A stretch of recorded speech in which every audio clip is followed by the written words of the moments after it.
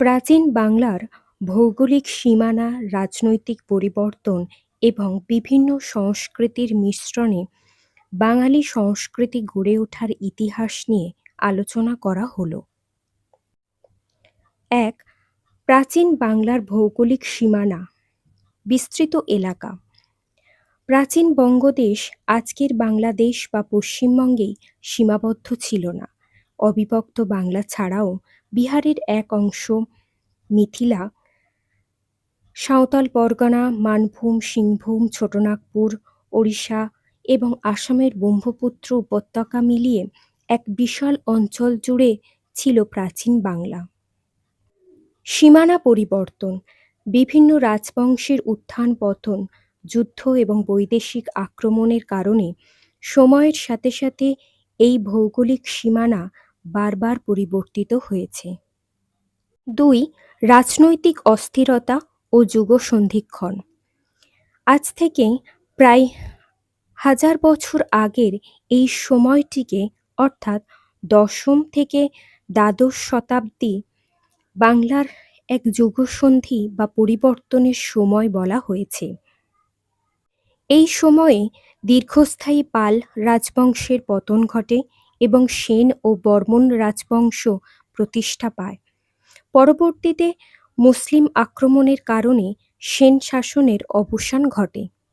এই রাজনৈতিক পালাবদল শুধু ক্ষমতার হস্তান্তর ছিল না, বরং এর সাথে রাষ্ট্রীয় ধর্মেরও বদল ঘটত। রাজার ধর্ম পরিবর্তনের সাথে সাথে সমাজেও নানা ধর্মীয় ও সামাজিক অস্থিরতা তৈরি হতো। ৩. প্রাক আর্য সংস্কৃতি ও ধর্মীয় সমন্বয়। আদি সংস্কৃতি। হিন্দু, বৌদ্ধ বা জৈন ধর্মের মতন আর্য সংস্কৃতি বাংলায় আসার আগেই এখানকার আদি বাসিন্দাদের নিজস্ব একটি সমৃদ্ধ সংস্কৃতি ও আচার ব্যবহার ছিল। ধর্মীয় দ্বন্দ্ব ও মিলন।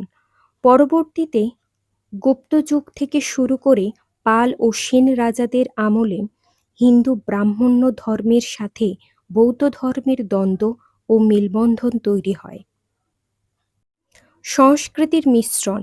এই দ্বন্দ্বময় পরিবেশের মধ্যে দিয়েই হিন্দু, বৌদ্ধ, জৈন, শৈব, বৈষ্ণব, শাক্ত, লোকায়ত এবং সহজিয়ার মতন নানা মতবাদ আদি বাঙালি সংস্কৃতির সাথে মিশে যায়।